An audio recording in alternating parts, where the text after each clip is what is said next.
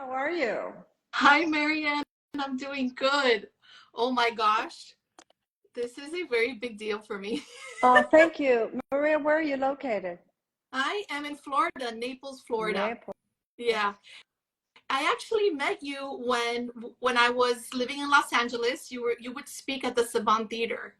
And because I lived in LA for 15 years and I would visit you there and look at your talks there and always very moved. But the biggest thing, the biggest impact you've had on my life is the book Return to Love, which I have here. And I actually found it in the 90s. I was in the worst state in my life, Marianne. I was so depressed. I was a model and an actor, and I didn't know what was the next steps. I was going to Unity on the Bay at the time in Miami. I was living in Miami, which I'm sure you're familiar with because you've spoken there too. And I was so in distress, and I walked into a Barnes and Noble, and I'm never going to forget it. And I was just in such despair, and your face stood out to me out of all the books. And I don't know why I bought it, not knowing you, not knowing the Course in Miracles, not knowing anything, totally spirit guided, talk about the mystic Jesus, right? And I read your book and it would change my life. It would change Wow. my life. That's when I found the Course in Miracles. It helped me to get out of my depression. And now I'm a student of the Course. I'm a teacher of the Course because of your inspiration. Well, So thank that's you. why this Thank is a you. big deal for me. Thank you. Thank you so much. I so appreciate that, Maria. And I'm honored to be here. And it really is amazing, isn't it, how we've all sort of grown up together, gone through the years together. So thank you. Thank you for having me. Yeah, now with this new book, The Mystic Jesus, and I was really moved because, I know that you teach the Course and your forefront is the Course, and you talk about a lot in the book. You have passages of the Course, you have prayers. I want to talk a little bit about this word Jesus, and I'm curious why you chose this title. I know that people have a hard time saying the word Jesus nowadays, right? So how is it different from the traditional Jesus in the Bible and the mystic Jesus? What's the difference? I'm curious. Well, the Mystic Jesus, this particular book, and my articulation of the Mystic Jesus is a reflection of what I understand as a practitioner and as a student of A Course in Miracles. This is Jesus as he is spoken about in A Course in Miracles. In the Course, he says, as in that opening quote, he says, I don't have anything you don't have. The difference between us is that I don't have anything else. So this book is about the Jesus in the Course. He is not a religious figure per se, because the Course in Miracles is not a religion. He's a spiritual force. He is not seen as an exclusive path to God. The Course in Miracles says there are others. He is universally available, however, to anyone who feels drawn to that particular portal. He represents, from A Course in Miracles perspective, the full actualization of the potential that lies within us all. And the potential within us all is the full actualization of the divine. I use an image, you talked about my book, A Return to Love. I think I mentioned this in that book as well, the story about Michelangelo, when he was asked how he created a sculpture. And he said, I go to the quarry, I see the big pieces of marble, and in my mind, God has already created the Pieta, God has already created Yeah. David, God has already created Moses. My job is to get rid of the excess marble. So Jesus is a name for that which is inside all of us, through which all of us are one. Because remember, the Course in Miracles uses these traditional Christian terms, but in decidedly non-traditional ways. So, for instance, they're used psychotherapeutically. The Mm-hmm. Course in Miracles actually says that religion and psychotherapy at their peak are the same thing.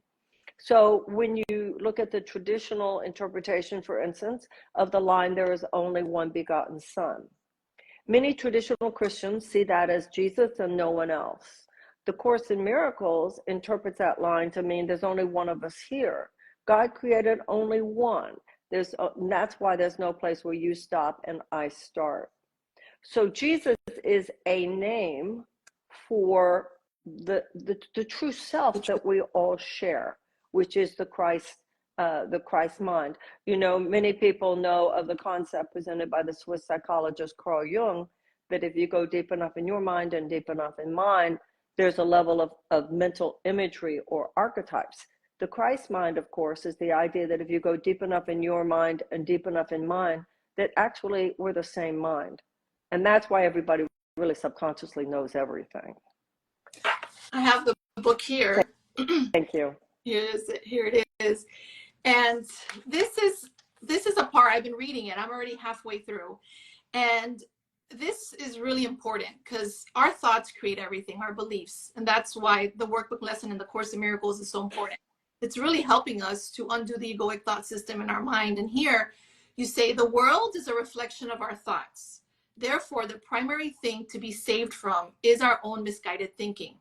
The salvation of the world lies in the correction of the thinking that dominates this world, a kind of thinking that is rooted in fear and leads inevitably to fearsome consequences.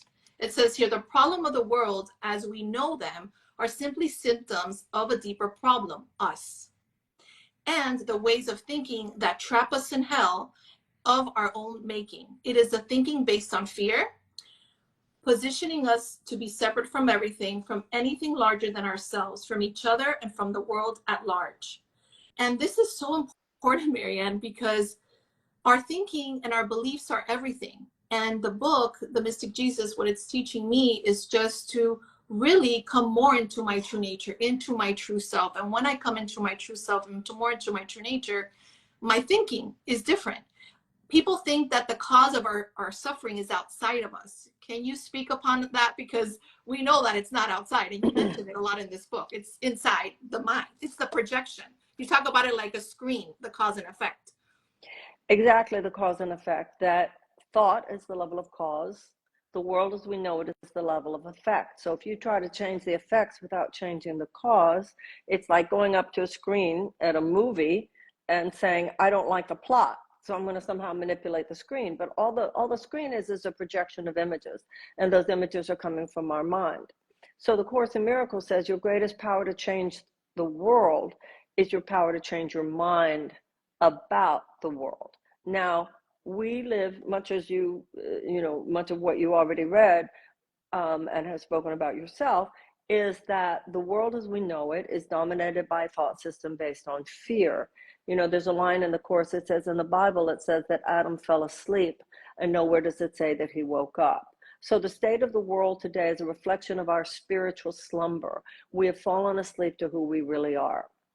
In metaphysics and spirituality, there's often a reference to the quote-unquote awakened ones. Those are the spiritual avatars and so forth who have lived on the earth but awakened to the true self.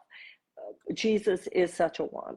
The Course in Miracles says he's not the only one, but he is such a one. If he is the one that is your guide, you will simply know it. And the idea here is that having become a fully actualized consciousness, the Course says he was then given authority by God, should we request it. And we have to request it, because if we don't request it, it would be a violation of our free will.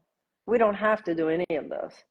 But if we should request it, then he says in the Course, my mind joined with your mind can shine away your ego. And the ego is the belief is the false belief that we are who we are not. So he is a guide to our awakening, in the sense that you and I could be having a conversation, and I might say to you, Maria, I'm really upset with my friend because she blah, blah, blah. Now you, as my friend, might say, oh, Marianne, come on, lighten up. You know better than that. Let that go. That's not a small thing. I mean, that's not a big thing. Come on, let it go. And I might say, you're right. Thank you for reminding me, and lunch goes on. But it might be that I tell you a story about something which represents such a deep trigger, such a wound, such a trauma from my past, that you would know better than to say, oh, come on, Marianne, give it up. You might say, I'm really sorry. I know how much that hurts. Jesus, in such a situation, is someone about whom you would say, I am willing to see this differently. But my hurt is so great. My anger is so great. My frustration is so great. My sense of betrayal is so great. Mm-hmm. But I am willing to see this differently. The idea of the mystic Jesus is that if you request it that way, You were saying to the Holy Spirit, because he's become one with the Holy Spirit. Because the Holy Spirit, the Course in Miracles says, is that connecting link between us and God, the eternal communication link between ourselves, between God and his quote unquote separated sons.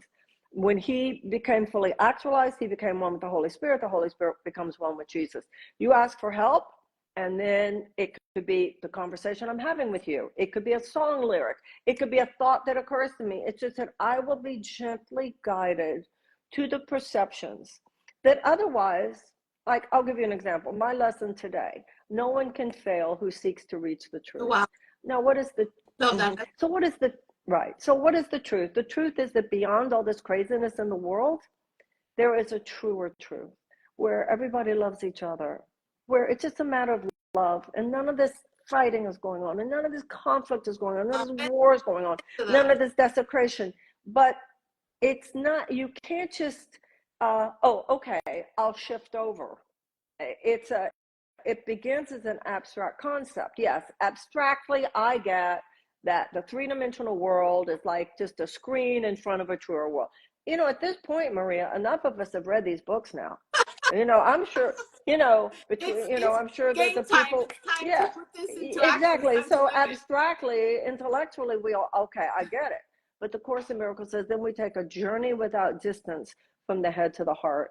And that's as we go through the experiences of our lives and really get to the point where we have the inner peace that comes from a genuine, visceral perspective that I get it, only the love here is real. Yes. That's so powerful, Marianne, because for me, at least in my life, I always felt that you know, and I think all of us can relate to this, is feeling the separation, you know, feeling the separation and forgetting who we are. And I always say, we've never left the mind of God. The good news is that God doesn't make this world real for us. Thank goodness. That's good news. And that's the connection to the Holy Spirit. But what you're speaking to is remembering that we've never left the mind of God, which is everything. And I feel that the mystic Jesus takes us there by your writing, but also the practicality of it. I absolutely, one of the things I love about the book is I love when you share your personal stories. And I love that about you because you're very honest and authentic and very raw and very real. I remember you sharing a story about you being in the theater in New York and someone had talked about you during the play and that it triggered you and how you were able to heal that and forgive that. And forgiveness, Marianne, I feel is the most important thing. As the Course says, you know, forgiveness is basically non-judgment. It's basically understanding that nothing has really happened. Only love is love.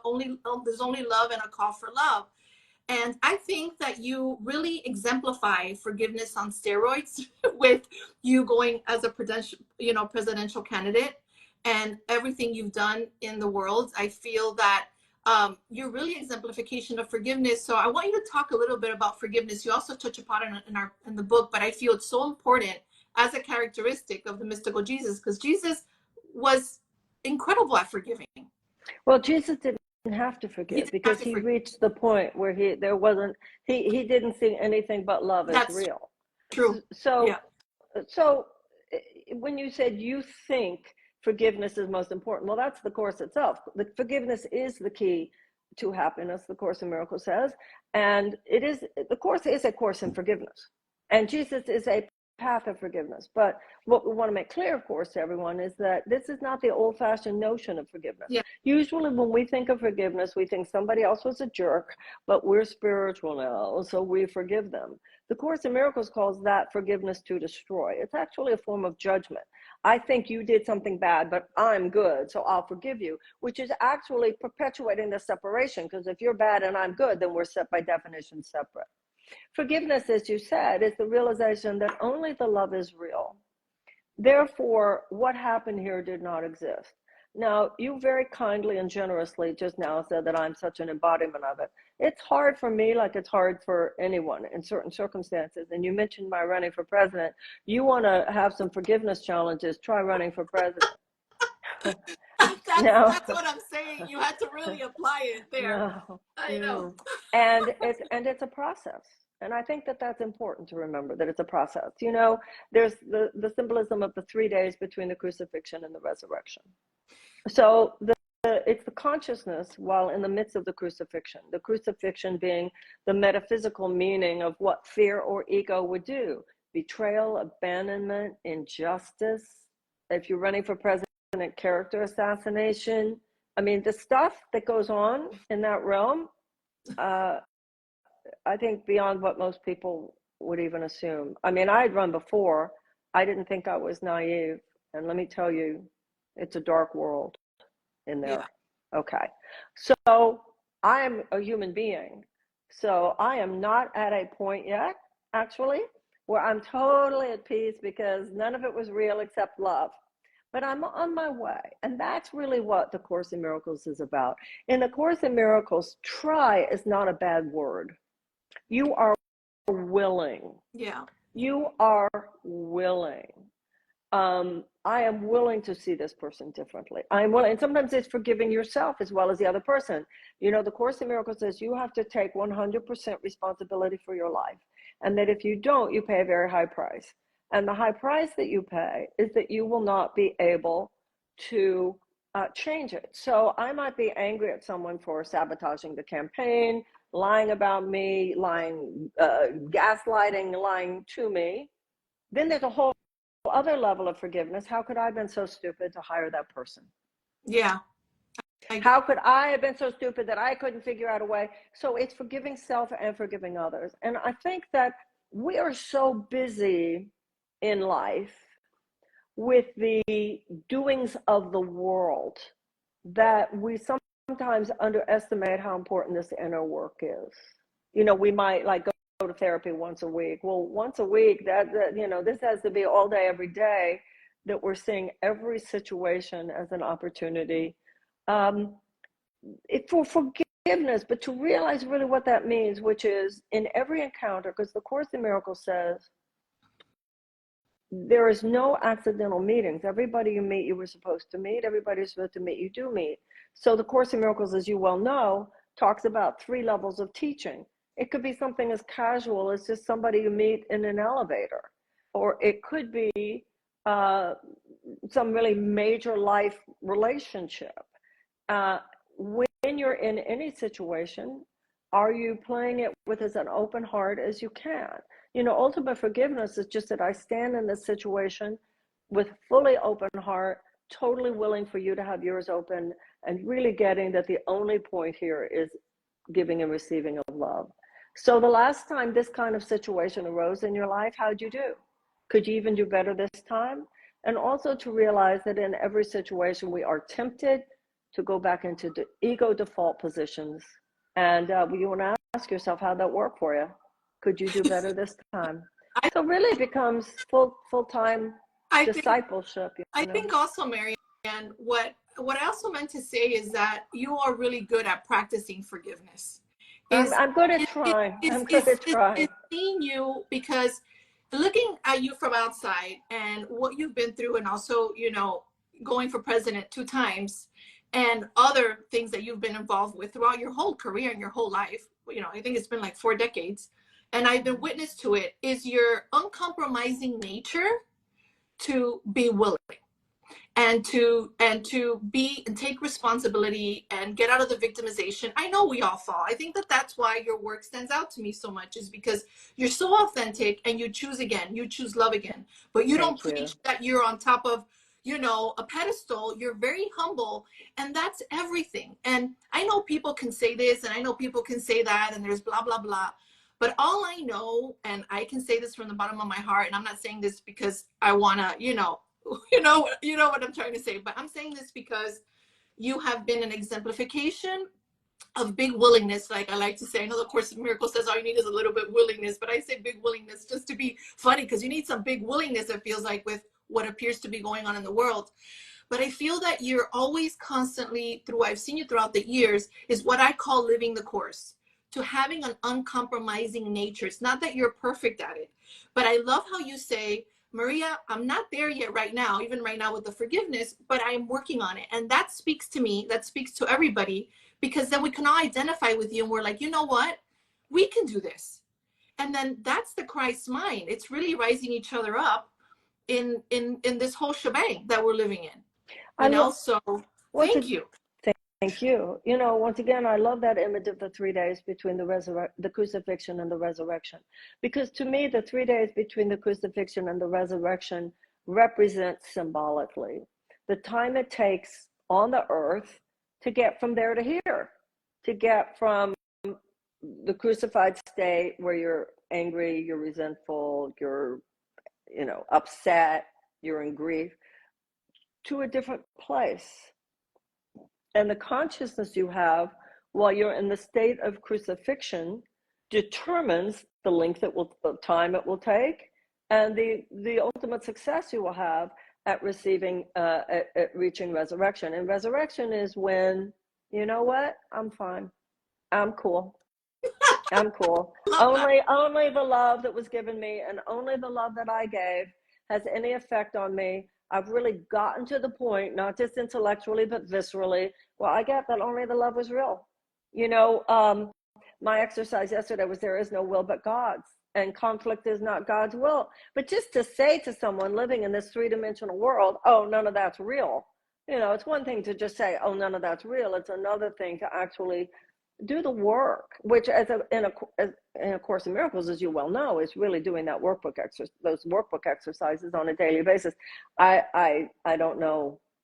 I just don't know, Maria, how people today, given the state of the world, given everything that's happening, I don't know how people who have no spiritual context for their lives really are making it. And we know how many people aren't. That's why there's a mental health crisis. That's why, so many people live with such anxiety and depression. This world is so cruel in a way. And there also, I think we're living in a very mean-spirited moment.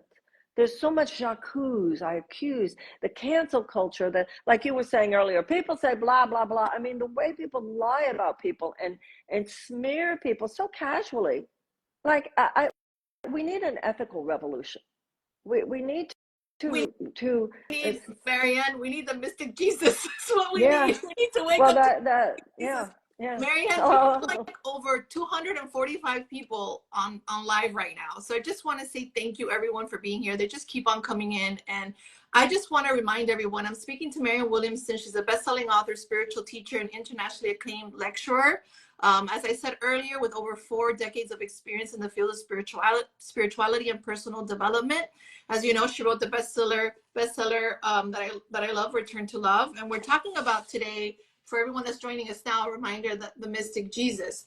Marianne, I'm going to share another little bit here that I read. And I know I keep on reading from the book, but it's really powerful. In that way, we can see what Spirit gives us to talk about. But Jesus is a bridge to another kind of thinking, a better thought of living, a living inner guide than a stained glass icon. Hopefully, if I can read English, that'll be good. He is a reminder of who and what we truly are. He stands in the breach between the neurotic, the weak, the fearful, and judgmental you, and the strong and powerful, forgiving, and most glorious you. I love that. He can lead you from one to the other. His mind, joined with ours, can shine away the fear-laden sense of self that plagues us. That is the revelation of the mystic Jesus. He will lead us through the darkness in our mind to the light that God placed there that cannot be erased. And then you go on to say later on in that paragraph, the subject of this book is who he is and who we ourselves become when our thoughts align with his. Beautifully written, Marianne. My hairs are rising, and I can't believe I That read is so that. sweet of you. Thank you. Yeah. Thank you. Beautiful. Let me give a shout out to Karen Kinney. Also, my friend Karen is, I see there. And yeah, hi, Karen. Many people here, beautiful people supporting us here on the interview today. And Marianne, I can't help but think that all this light that we're creating in this moment, I know you know about energy and I know you love prayer, but in this moment, I know that this interview is energetically giving love to this world. And I know that you and I are making a difference with this interview. So I'm grateful. Well, think about it this way. All around the world right now, all around the world, everywhere, there are people having conversations which are actually the same conversation you and I are having within different religious traditions, spiritual, secular. We have to remember that we are living at a time of two parallel realities. We've already talked about the world that's falling apart, the craziness, but there's also clearly that world that is struggling to be born. And I think sometimes we feel lonely on the spiritual path when we actually wouldn't if we realized how many people, I think that's what my career has given me. It's such an access to so many people, not just around this country, but around the world, who so clearly are reaching for something better, who so clearly are reaching for some greater love in their lives. You know, I was reading a book the other day, and it's a very worldly book about politics, and it's pretty scary. It's about China, Iran, Russia, the United States. And it's just insane how this world is just walking towards major conflict. But I'm reminded that's not the people of China, the people of Russia, the people of Iran, the people of the United States. There are these governmental and institutional structures, which, yes, represent huge material forces. And then there's just the love in all of our hearts. People in Russia and China and around the United States, we don't want to be at war with one another. But if we remember that that's going on too.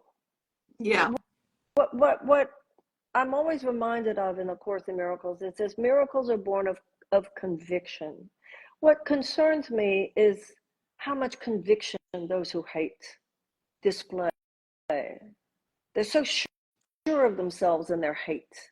And too many times they're backed by big guns, and they're backed by material forces and very dangerous things in worldly terms.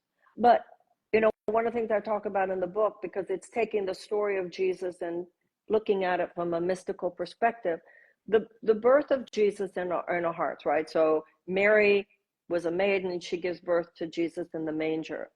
Esoterically, Mary represents the feminine in all of us, opening up. God penetrates our hearts. What is born? The Christ child, fathered by God, mothered by our humanity. And when Mary is holding the Christ child, which we do, we take care of our vulnerable, innocent self.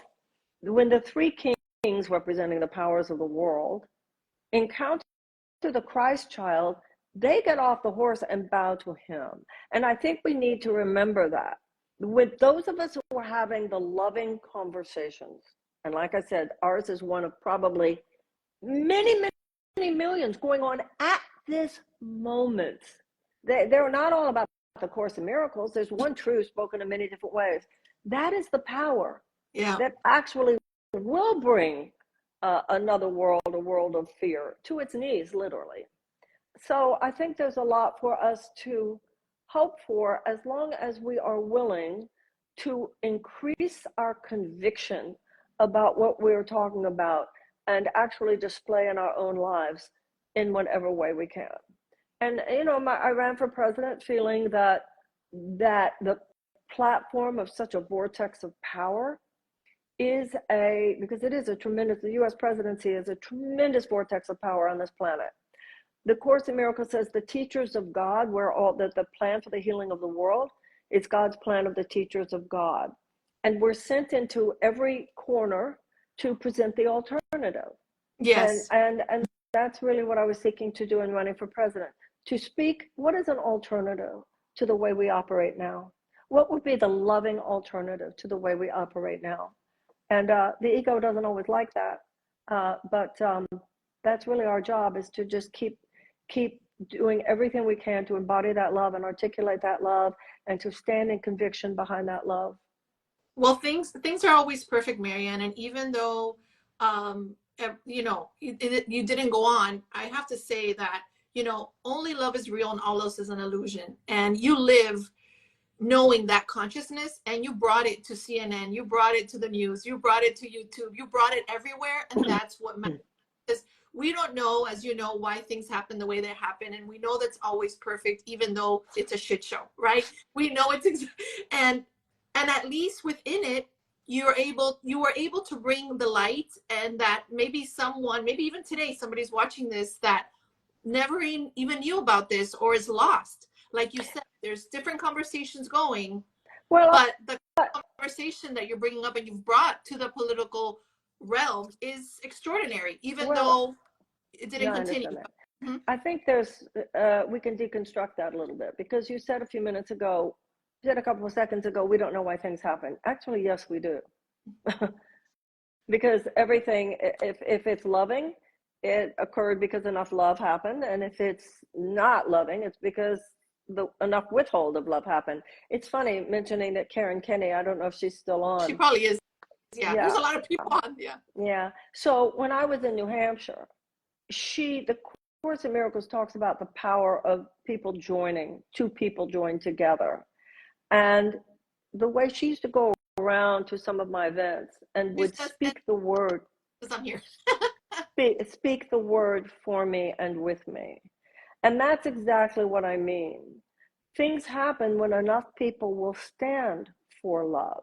You can't just observe it. When you see it, you have to help the person who's trying to do it. So when you say we don't know why things, yes, we do know why things went the way they were, because the voices of hate.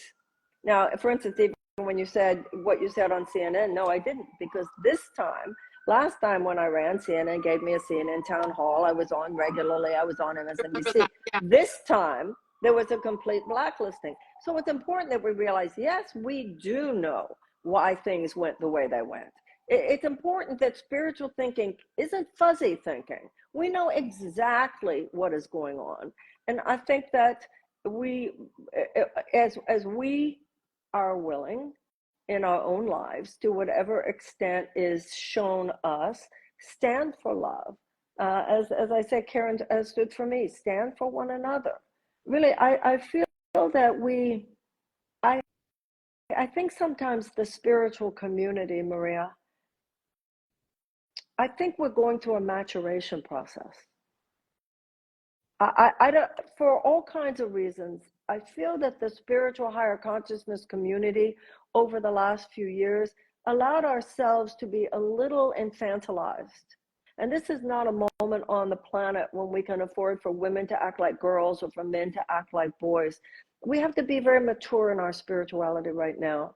And we have to, if anything, I think what would be so beautiful about this conversation you and I were having is if each of us, you, me, but everybody listening, came to a place in our hearts where, having heard this conversation, we all leave here saying, I'm going to step it up a notch.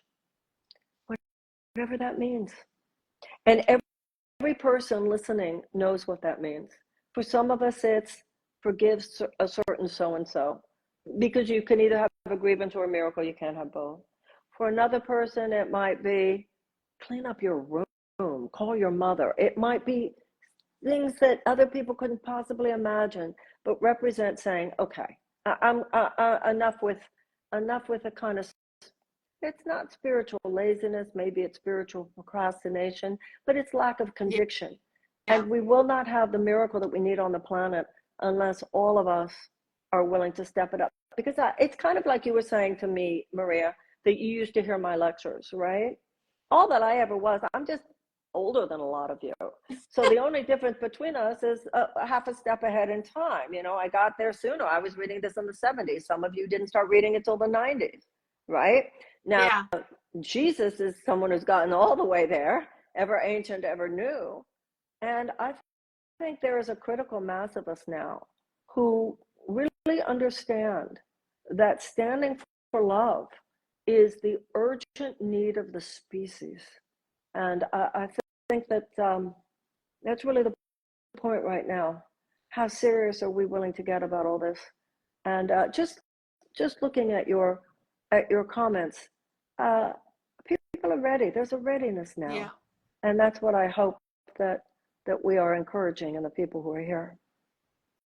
Beautiful, Marianne. That touches my heart, and it touches me because it relates to my journey with the Course. And when I found the Course in the 90s, I found it with your book, and then it wouldn't be 5 years later till I would begin to a study group. in Miami, a small study group. And I started studying it, and it's been over 20 years now. And it's been up and down. As some people say, sometimes you want to throw it out the window. Sometimes you want to burn it. You go through all these phases with it. But I have to say, one of the things that changed my life, and I know that you can speak to this, exactly what you're talking about, is being very uncompromising with it and making no more exceptions to it. I felt, Marianne, that I was not really practicing it. It was like an unconscious self-sabotage. It's like, I am love, and then I'm going to look for love outside of myself. I'm going to look for love in a guy. That was my big thing, you know, who can complete me outside, which is looking for God outside of myself. But when I began, and I, like you said, what I feel is like this, the time has come. I felt like the time has come for that embodiment of what the course is teaching, taking responsibility, non-victimization, looking through the lens of love, taking responsibility, all these things. Non-judgment is key, not judging. And, you know, my husband's the perfect person for me to practice this with consistently. And every time I let go of the judgment, I release myself, I release him, I release my young 6-year-old. And what is that shifting? And I feel that you hit it on the ballpark there when you said, that's it. And I feel the same way. I feel that it's time to rev up our spiritual practice. You always say that you need to have that practice in your mind. It's like going to the gym. So the living the mystic Christ, Marianne, how does that look in our daily lives in an uncompromising nature to take us to that level so that we can rise above this cuckoo-ness, this caca-ness that's in the world right now? Well, it looks like what you were just saying about your husband. What I think sometimes we think we're looking for God. God's right here in this moment. I mean, there's no past or future in the realm of the quantum realm of the real. God is in the person in front of you. And it looks like realizing if God is in the person in front of me or the person I'm thinking of, am I in a namaste position towards them? Am I acknowledging the divinity in them? Or am I withholding love in every single moment? And sometimes people leave the top off the tube of toothpaste. Sometimes people say they're going to wash the dishes and didn't. Sometimes you expect somebody to be your friend in a situation and they didn't show up for you. I mean, it's whatever situation we're in. The Course in Miracles says every life is a highly individualized curriculum. So it's always the people who are in your life right now, the situation in your life right now. Now, because we're students of the Course in Miracles, we know the value of doing that workbook exercise, those lessons every morning, because it's like you were talking about going to the gym. You are exercising your attitudinal muscles. And the Course in Miracles says even 5 minutes spent with the Holy Spirit in the morning is enough to guarantee he will be in charge of our thought forms throughout the day. So I find doing the workbook in the morning absolutely essential to my being on any kind of spiritual wagon, staying on the wagon throughout the day. That doesn't mean you're going to be an enlightened master. That doesn't mean you're never going to fall off that wagon, but the chances that you'll get right back on are certainly increased. And it means knowing everybody you meet today, everybody you're even thinking of today. Sometimes we're so busy monitoring other people's path. This person should be that, when really the path that God is asking us to monitor is our own. How did I do? How am I doing? Am I showing up in this situation? Am I showing up as my best? And that's really what, you know, some of the examples I give in the book. I talk about that one meeting I went to, and I was in a crabby mood. And I talk in the book about how afterwards, when it all went down the way it did, I asked, what happened to me? Did I not do my workbook that day? But it was a particularly important one because there were people at that meeting. I remember Glennon Doyle was there. I remember Sean Korn was there. And I wasn't the Marianne that I would wish to show up as in the world. And I remember there were some people who didn't know me. And I watched people's faces, it like woke me up. I saw that people were disappointed. I was just kind of negative about everything that was suggested. Like, oh, I remember saying to somebody, oh, I hate meetings like this, don't you? And I realized when I said that, no, everybody else was there all excited about that meeting. I told a story. I didn't say the one in this book, but many years ago, in the early days of my career, like early, it was probably in the 1990s. I remember where I was living in West Hollywood, and I went in to get a sandwich at a deli there, and I was in a crabby mood, and I asked for mustard. Could I please have the mustard or something like just? And I was just not very, it's like, what? I don't understand. I asked for them, whatever. And this young girl who's making the sandwich looks up and she goes, "You're Marianne Williamson. I come to your lectures on Saturday morning." I was so busted. And I was so embarrassed. So, there's never a moment, maybe you're not going to have something as dramatic as that, where, somebody knows you, but the universe has eyes. There's never a moment that we're not given the opportunity to hone. It's just like you hone your body in yoga or working at the gym. You're honing your muscles. You're honing your personality. It's Michelangelo with the marble, getting rid of that excess marble. And so when you say, what does it look like? It means before you walk into the meeting, you blast everybody with love.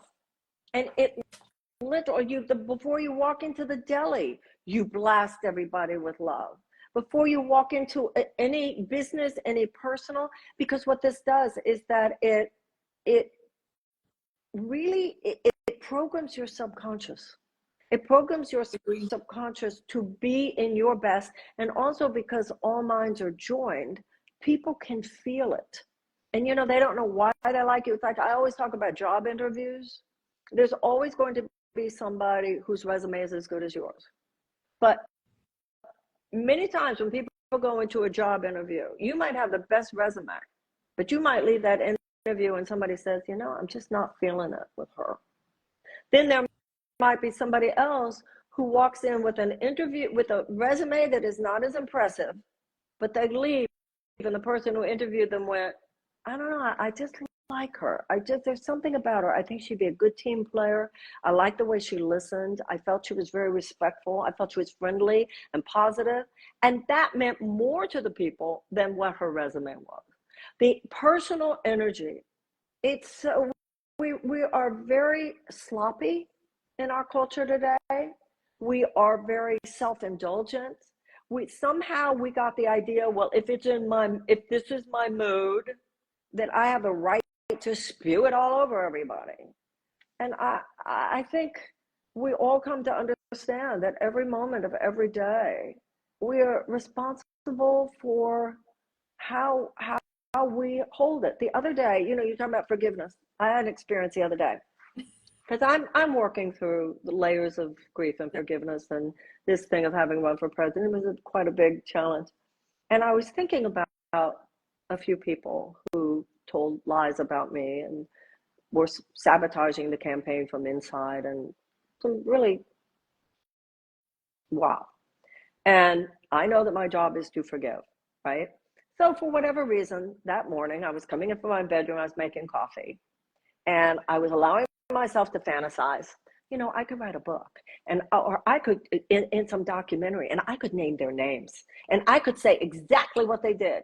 And the coffee spilled over on me, and the hot coffee, not too much on my hand, but all over the kitchen and all over the when something gets in the stove and then you have to pick the stuff up. And it was so, thank you, I got it. I threw off the universe. Wow. I threw off the universe. Just like, I love it how in the fairy tales, when you see the young maiden and she's walking through the forest and the deer and the birds and everybody comes to lunch. When you're in a loving state, the universe literally, the harmony is around you. And just like when you're angry or something and you stub your toe or your finger, you can just, you affect, the Course in Miracles says, every thought you think takes those and those around you straight to heaven or straight to hell. Heaven being the peace of our awareness of our oneness, and hell being separation. So I thought that was really, as soon as I even went there, and I also thought it was interesting. It was not a major spill of coffee on my hand. The hot coffee only hit a little bit of finger, but a lot of the kitchen. And I thought, that's a perfect representation for where I am. I'm not off enough. I'm not so off that I burned coffee on my hand, but I'm off enough that was loud and clear. Like, just cancel that right now. Yeah. I think it's important, Marianne. I love that, because it's all about also, I love your stories because it makes it practical. And you share your life and what happens, and then how you choose love again. And it doesn't mean that you don't fall. It doesn't mean that you don't forget. It doesn't mean that, that you have to be perfect. I love this, again, how it really helps people to be themselves, to be authentic, that it's okay that you're going to have these cuckoo thoughts. I call them cuckoo thoughts, Marianne. I call them caca thoughts, the caca thoughts, which are the ego thoughts. Caca is poop in Spanish, but, those ego thoughts is really being witness to them and choosing again, which is what you did. You saw it all happen, and then you said, wait a second. Just having that thought. It was just a thought. It was just a thought, but it was a loveless thought. And so the coffee went crazy on me. I was going to say something else because, somebody in your thread was talking about how practical it is. The Course in Miracles says more than once, this is a practical course. By the way, I love how the fairy tales are such metaphysical stories. Yeah, I agree. And in Cinderella, her stepmother, that's what the ego is. It's your stepmother. It's saying you're of me, but she's not really of you. You're not really of her, right? She's not your mother. Your divinity is your mother, not these worldly sources. But I love the fact that she has these daughters who are telling Cinderella, you're bad, you're bad. That's that caca, the voices in your head. You're not good enough. You're not good enough. You're not pretty enough. You're not old enough. You're not young enough. You're not wise enough. You don't have credit. Those are those voices of the wicked stepmother's daughters, ugly daughters, or those thoughts in our head. And Cinderella is the innocent within us. Because I love to make it, light. And sometimes, the Course in Miracles, it's too intellectual, or people take it too literal. And I feel that we can lighten it up a bit. And I think that you do that too. Remember that Saban, when you would speak, you would make it light and bring it from the head to the heart, because people can take it very literal, what it is saying. And there's so much more, because Jesus uses so many metaphors. So I think that that's very helpful. Where are we not supposed to take it literally? I'm saying when in the Course we take it literally, like this, this is not a world, so I'm not going to do anything. Oh, I see. Yeah, no, I understand that for sure. The Course in Miracles says, do not foster level confusion. Right, because the Holy Spirit enters. Not a world, so I'm not going to, let me not right. You're right. That is an incorrect reading of the Course, because the Course says that the Holy Spirit enters into the world with you. It doesn't mean the world isn't real, therefore I don't owe you to pay my bills. Yeah, because it's not real anyway. That's not the Course. Yeah, but sometimes people take it very literal, or this is not real, and it's not real, but it appears very real, so it's not helpful. It's helpful. It's not real. Yeah, the Course in Miracles says that the illusions appear as real as is the truth. And we're not here. It's the difference between to ignore something and to transcend something. Many people, what you're saying is that they like to bypass, somebody else mentioned spiritual bypassing. You can't bypass the crucifixion and go right to the resurrection. That's not transcendence, that's denial. And the reason that's also important is because you said keep it light. I always say, do not take yourself seriously, because life is so serious. I think there's a way in the spiritual community that we actually are too light. Now, there's one kind of light that the Course in Miracles defines as understanding, but one of the things that I feel has been actually was a blessing in my life Very soon after I started working with the Course in Miracles, the AIDS crisis burst onto the scene. So from very early in my career, I was very active and really surrounded by the ravages of the AIDS crisis. And so for me, from the very beginning of my career as a speaker, etc., I was surrounded by genuine life and death situations and deep human suffering. I find a lot of people who are in this sort of higher consciousness gang these days, maybe we're not as attentive as we might be to some of the genuine suffering going on around us. It can become a kind of privileged kid's game. But the issue is, the Course in Miracles says, look at the crucifixion, but do not dwell on it. If you look too much at the suffering of the world, then you start spiraling down into nihilism and cynicism and depression and so forth. Look at it, but do not dwell on it, the Course says. Look at it just enough to be reminded that you're here on this earth to help heal the Son of God so that all this suffering will no longer happen. The Course in Miracles says the purpose of your life is to be happy, which is very Buddhist in feel, that we're here to be happy. But it has to be genuine happiness and not happiness based on denial of some things that must be tended to in order to heal the world. Yeah. I feel that happiness is, for me, when I'm Marianne, is when I practice that forgiveness, when I'm not judging, when I'm choosing not to be in victim mode, when I'm choosing responsibility, I come into that happiness. Now to conclude, Marianne, I know we're almost at the top of the That's not just for you, that's for anyone, because that's how the mind works. You can't be happy. The Course in Miracles says forgiveness is the key to happiness. That's why the Course says, do you prefer to be right or do you prefer to be happy?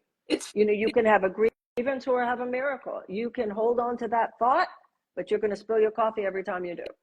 You can hold on to that thought, but you don't think you can do that and be happy. It's funny because I actually wrote a book called Live Your Happy, based on the Course, and I mentioned you in the book, so I'll send it to you. And I mentioned I'd love to see it. Yeah. I'd love to see it. When did it come out? It came out in 2017. Wow, congratulations, Marianne. That's really beautiful. Actually, D. Patrick Miller helped me write it and publish it. It got published through New World Library. And excellent. And I mention you in it just because of your influence. That book wouldn't have come to life birth unless I had you in my life. And it really comes from that space of application. It reminds me a lot Thank you. Yeah. Thank you. Oh, that's lovely. So in ending this conversation, Marianne, which has been lovely, and I just want to remind everyone, if you felt that this conversation helped you or just gave you some insights, please share it. Here on Instagram, it's so easy to share these interviews, so feel free to share it. And also, this will be out on the podcast next week and on YouTube and such, so we'll get it out there. Hopefully, we'll actually do some transcribing in Spanish, Marianne, for our Spanish audience. Cool. And I just wanted to ask you, this is the last question, which is, why this book and why now? I'm curious, why this book and why now? Why this book? Not that this book is special. The Course in Miracles says all of the children of God, and none of the children of God are special. Why any of these books is because this is an urgent moment on the planet. We're in the 11th hour. It's not midnight yet, but we're in the 11th hour. When we were kids, we learned about evolution. And when a species is moving in a direction that is maladapted for its survival, one of two things will happen. It will either mutate, choose another direction, which the Course in Miracles refers to as a better way, choose again, there is a better way, or the species could go extinct. The way we are behaving collectively on this planet, we could go extinct. When people are drinking too much or people are taking drugs too much, we understand there's no guarantee of physical survival. You could overdose. You could die of alcoholism. And that's why sometimes people have an intervention. We need to have an intervention with ourselves right now. We need to remind each other, wake up, choose a better way. And so that's why I think all of us feel moved not only to do things like the Course, but to do things like this Instagram Live, to write books, to teach classes. It could be yoga, it could be Buddhism, it could be the Kabbalah, it could be anything that we do, that there's a yearning, there's a knowing inside us that something new is struggling to be born. And once again, going back to the mystic Jesus, that's exactly the story of Mary. Mary was asleep, which we're all asleep. Something awakened her. We've all been awakened, like something's going on. She's told by the angel, go up on the roof, go into the higher regions of your mind. The angel Gabriel speaks to her. Angels, the Course in Miracles says, are the thoughts of God. And she's told something new is going to be born in you. And that's what's happening in all of us collectively. A new you is ready to come forth. If you open your heart, God is going to enter, and there's going to be a new you. And birth is messy, and birth is difficult sometimes, but a new you is ready to be born. And this is, nothing could be more holy. The time has come, Marianne. And that's why in the mystic Jesus, the story, the historical story of Jesus is obviously very profound and beautiful. But the mystic Jesus is about the story as it is enacted and reenacted in all of our lives, in every moment. Not just what happened 2,000 years ago, but what is happening right here, right now, in our own lives. Yeah. Thank you, Marianne. Thank you so much. Thank you. Thank you so much for having me. This has been and bye, everybody. A very moving. Just one more reading here. It says, the miracles available to us at any moment, it is undeniable. We can choose not to download it, but we can never remove it from the hard drive.